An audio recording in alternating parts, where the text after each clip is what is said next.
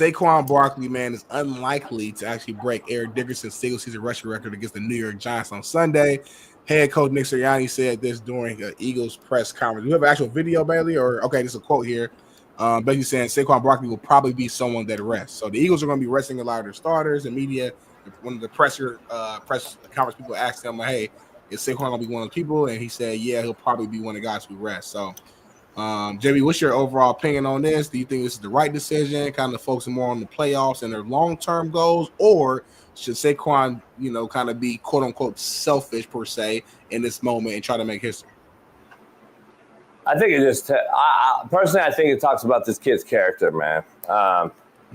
That's really what I look at. I don't agree. I think he should play and try to get a whatever record we want to call it. He didn't get the record in the same amount of games, but it is what it is. Not to cut you off, though, Eric Dickerson broke, I think, O.J. Simpson's record. O.J. Simpson, when he played, I think it was like 15 games or 14 games. 14. So my point is, if we're going to do that, then we got to keep, like, at some point, we don't care. You know what I'm saying? Like, at some point, years from now, if Saquon was to break it, nobody would even look at that. We'd be like, oh, he's the all-time single-season rushing record. You know what I'm saying? So, like, also, Saquon would likely do it in less carries. Even though it's one more game, I think he has, like, I can't remember the exact number, but the amount of carries he has right now compared to how many he would probably need to get 100 yards, he would still be under the amount of carries that Eric Dickerson has. So, I don't know if that adds any weight to it or not, but just want to add a little context to the fans and audio listeners. Continue, JB. Yeah, I think he's like 34 carries short right now. But I can dive into that whole thing too and defend Eric Dickerson against that too. So I'm just giving you context. No. Yeah, everyone has their own fucking opinion. It doesn't matter to me. I think Eric Dickerson is the greatest running back of all time. I know what I saw growing up. I know what they did against him to try to stop him, and they couldn't. And I know what they had weapon-wise in LA at that time. And I know what Philadelphia has now. And I also know that you used to be able to hit the running back in the kneecaps. And I know now you cannot. So I do have an argument against that 35 carry thing, but that's a whole other debate.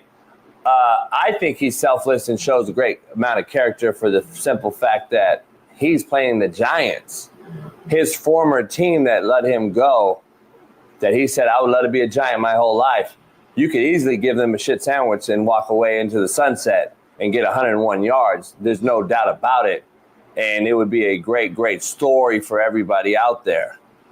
But I think he's like, man, I'm not that guy. I'm not going to rub it in their face. It is what it is. So humility to me is at an all-time high with this kid and his character. That's what first thing sticks out to me. Nothing else about it. The conversation is, do I trust Brian Daboll as a leader of men if I'm Nick Sirianni? That's the question I'm having with Saquon Barkley. And these are little things you have to ask yourself as coach player. And I've had these conversations. What I mean is, do I think Daboll will allow his team to take dirty, unnecessary shots at Saquon Barkley because he's a former player of mine and I don't want him to break the record against me? Nah, the team that left him. But I'm just saying, that's the question you got to ask yourself. Saquon actually locked in. Like, they're actually cool with each other. Saquon don't mess with the shit. That don't have nothing to do with it, though. But the players trust and respect Brian Daboll to listen to him and not take shots at Saquon. That's my whole point to this. It's not about Brian Daboll being a dirty coach. I'm saying, do those guys buy into what Brian Daboll said and not take some dirty and unnecessary shots at this man so they don't? Dog, Smitty, let's be real. You can say what you want to say. I could have the biggest buy-in ever from my team, but at one point, you, as a player, Darnell Smith, playing the game, at some point have some sort of fucking integrity about yourself, too, and you ain't going to just let them run up in your ass. At some point, you're going to be like, hold up, motherfucker. Hold up, motherfucker. I'm not letting this motherfucker run all over my ass. Fuck that, coach. You know what I'm saying? I've had those conversations. I've had players like, come on, coach, man, we're getting fucked up. Don't just tell us to play base. Let's bring the house. You know what I'm saying? Yeah. At some point, the men out there who are getting paid too are going to be like, fuck this motherfucker. He ain't getting 101 yards on us. Right. So, and when that happens, some shit happens. Maybe it may be not unintentional, but some shit happens. A little gouge, a little poke, a little twist of the knee. I'm just saying, shit happens, homie. So, like, I'm not mad at it at all. The ankle stepper from University of Arkansas player, I'm not mad at it at all. Yeah, what? You know who I sound like right there? Who? Who? Say My it. man, my comedian, my boy, man. Motherfucker's comedic. Great. Shout out to my boy, St. Louis. Comedian, man. Lost a lot of weight, man. Lost a lot of motherfucking weight. No, hell no. I think it's about Bruce. I went on a Dunkin' Donuts, man. I got me 2 Dunkin' Donuts. They said, you know, you can get a combo for 50% off.